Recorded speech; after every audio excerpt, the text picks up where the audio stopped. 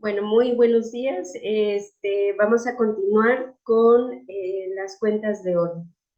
Como ya bien les había mencionado, la importancia que este tiene, cuáles son las opciones en un momento dado de poderlas trabajar y a qué empresas son las que van dirigidas.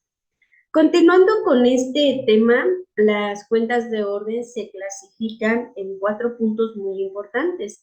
En este caso viene siendo los valores ajenos, valores contingentes, valores emitidos y valores de control. Si tomamos en cuenta los valores ajenos, esto comprende cuando la mercancía está en comisión o está como depósito en prenda. ¿Qué quiere decir? Quiere decir que la mercancía no ha llegado todavía al lugar de origen y esta tiene que pasar un proceso en el cual pueda como soltarla y llegar al momento de su lugar de origen.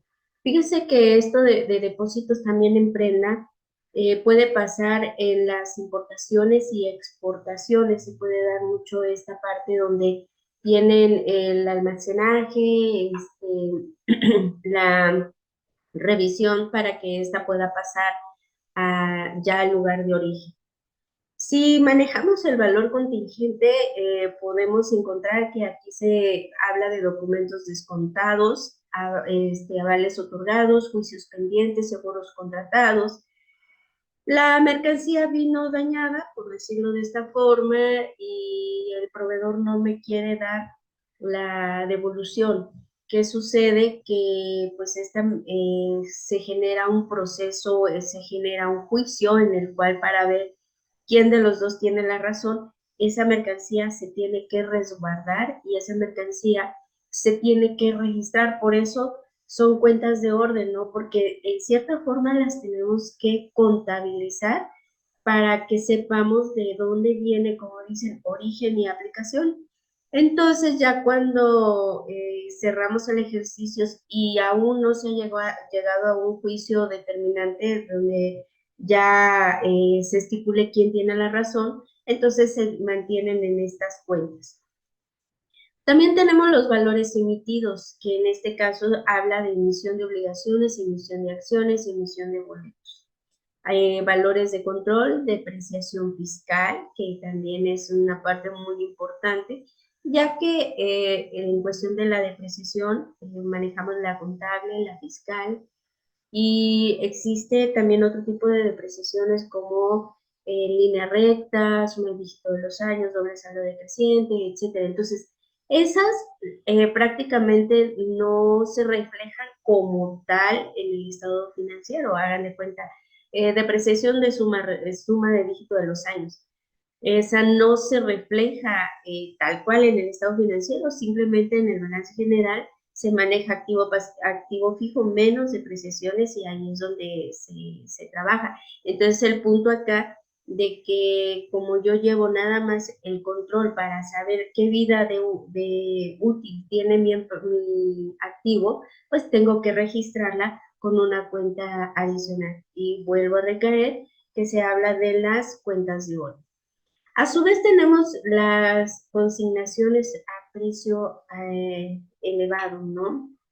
Cuando la mercancía en algún momento, generar la adquisición, vamos a suponer que yo vi en el catálogo de que tenía un precio y resulta que me viene con un precio sobre elevado, entonces yo no estaba preparada sobre ello, entonces se tiene que llegar a un acuerdo, se tiene que llegar a una aclaración para que se pueda considerar, bueno, ¿qué hacemos para que esta mercancía no se sobreleve en cuestión de costeo? Porque si no, entonces ya me afectaría en las ventas. Entonces, cabe recalcar que las cuentas de orden es como el control interno de la empresa, el control en el cual me va a apoyar para realizar mis pólizas y llevar a cabo mis estados financieros.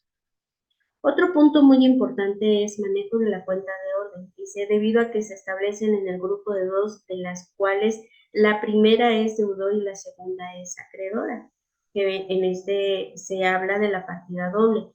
Uno de los movimientos es compensado y su saldo igual, aunque de naturaleza contraria, o sea, uno deudor y de la otra correlativa a contracuenta o acreedora.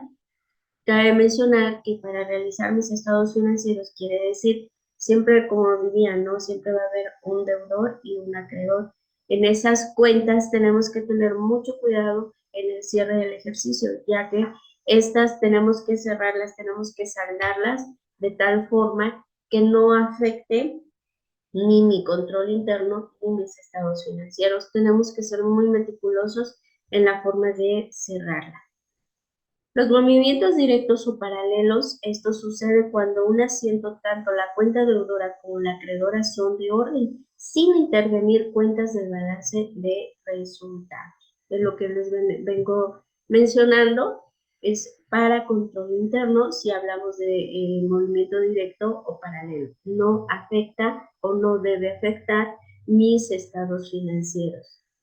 Otro punto es, por ejemplo, el movimiento cruzado. Esto sucede cuando en un asiento intervienen como deudora una cuenta de orden y como acreedor una cuenta de balance o de resultado. En otro asiento que aparezca como acreedor una cuenta de orden y como una deudora en el del balance o de estado de resultados. Después del segundo asiento, las cuentas de orden deberán arrojar saldos iguales. ¿Qué quiere decir? Esto ya lo vamos a ver en práctica. Voy a grabar un video donde podamos analizarlo en práctica. Pero lo que venía comentando, ¿no? Al hablar de movimientos cruzados, quiere decir que las cuentas se deben de saldar de manera adecuada. También tenemos todo lo que viene siendo los nombres o títulos de las cuentas de orden deben dar una idea clara y precisa de las operaciones que en ellas se registran. ¿Con qué fin? Con interpretar fácilmente su objetivo y movimiento. Estas tienen que contar, vaya, con el fundamento, con el respaldo, que, porque, cuál es la causa de que la estás utilizando, que esto debería ser. ¿Sale? Y tenemos las reglas de cómo se pueden llevar a cabo. Una, el nombre que se le asigne a las cuentas de orden deudora debe ser distinto de la acreedora, pero semejante entre sí. Por ejemplo, mercancía en comisión y comitente cuenta de mercancía. Vaya, no son iguales, pero tienen una correlación en el uso de estas. Les vuelvo a repetir, quizás ahorita estamos en la teoría, voy a complementarlo con una práctica. La siguiente dice asignar a la cuenta de orden acreedora el mismo nombre que de la deudora, pero posponiéndole la palabra contra. Mercancía en comisión y mercancía en comisión contra. El segundo punto se emplea en un solo nombre para ambas cuentas, pero seguidas de la palabra debe y haber, que señalan la naturaleza. Mercancía en comisión debe y mercancía en comisión haber. ¿Vale? Tenemos otro y dice, presentación de las cuentas de orden, tomando en consideración la anexa 7, que habla sobre la presentación de los estados financieros, presentación y revelación de los estados financieros. Nos dice que las cuentas de orden se presentan al alcance de los estados de situación financiera, agrupándose bajo los títulos de su clasificación. Generalmente se presentan las de saldo deudor, no así las de acreedor, debido a que su saldo es compensado y numéricamente iguales. Y pues aquí tenemos un ejemplo de cómo podríamos manejar las cuentas de orden, ¿no? Y aquí ya estamos hablando de los estados financieros. Todo esto lleva un proceso, vamos a ver los movimientos tanto cargo como abono para que ustedes puedan entender de qué estoy llevando este resultado, ¿vale? Y acá tenemos la bibliografía. Pues muy bien, esto sería todo en relación a las cuentas de orden. Más adelante veremos la práctica. Me dio mucho gusto estar con este tema y estamos en contacto. Espero que se la pasen muy bien y cualquier duda o aclaración estamos a la hora. Que tengan bonita tarde.